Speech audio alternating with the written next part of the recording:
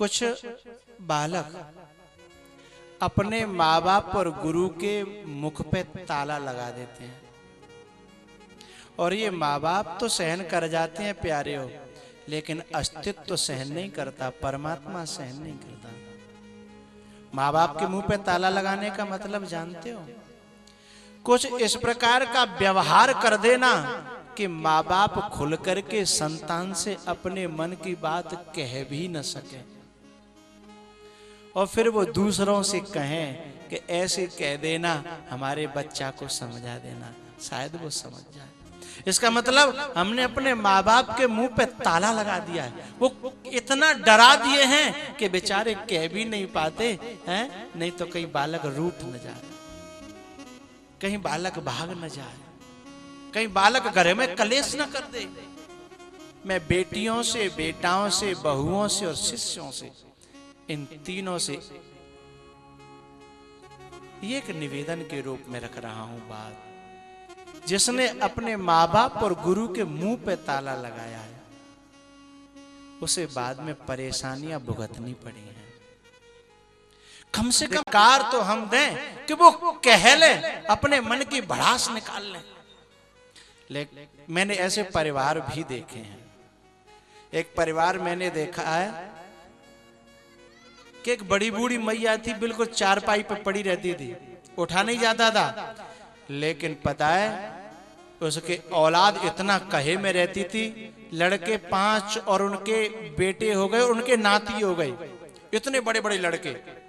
लेकिन जब वो कोई बात कहती तो बात तो कहती थी, यदि लड़का दूर है तो फेंक करके लठिया देती थी। लेकिन मजाल है कि बेटा चूं भी कर जाए, भाग जाता था लड़का। जबकि वो बुढ़िया है, चारपाई पे पड़ी है, कुछ कर तो नहीं सकती, लेकिन मर्यादा है। ये एक शीलता है कि माँ लठिया फेंक करके मार रही है और बेटा चुपचाप डर के मारे छुप गया है, और फिर धीमे से पीछे आकर के पांव पकड़ लेता है और क्षमा मांगता है। ये भारत की मर्यादा है साहब।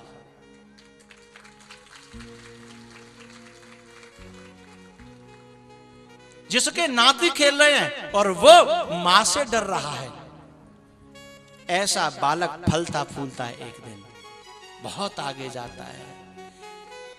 जो माँ बाप से और गुरु से डरता है वो सारे संसार पर राज्य करता है, और जो इनको ही डरा देता है वो सारी दुनिया में दर दर की ठोकरें खाता है। उससे दुनिया नहीं डरा करती।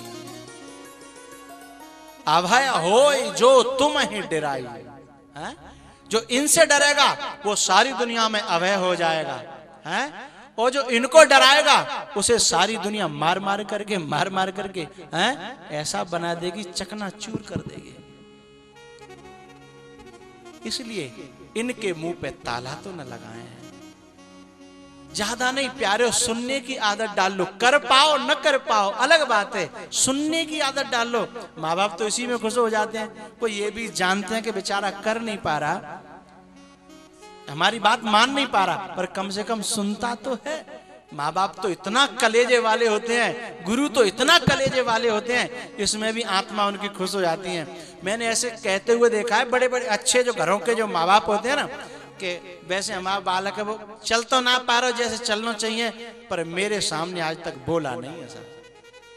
महाराज जी आज तक मैंने मुझे कभी जवाब नहीं दिया, सुनता रहता है, चाहे मैं 50 सुनाऊं चाहे 100 सुनाऊं, सुनता रहता है। यह भी एक भारत की मर्यादा है साहब, यह भी माँ बाप का सम्मान है, गुरु का सम्मान है। ये प्यारे हो, कहने को तो बहुत बातें हैं, लेकिन पहले चिट्ठी डालते थे ना, चिट्ठियां तो चिट्ठी नहीं आती जाती हैं, फोन जब से चले हैं, लेकिन पहले चिट्ठी आती थी तो क्या होता था, उसमें सब कुछ कहने के बाद, लिखने के बाद अंतिम में लिखा रहता था कि मेरे थोड़े लिखे को बोलो बहुत समझना। ऐसे ही भैया मैं चिट्ठी डाली है तुम सबके चित्त में, हृदय में, बस अंतिम में इतना कह रहा हूं कि मेरे थोड़े कहे को बहुत समझना।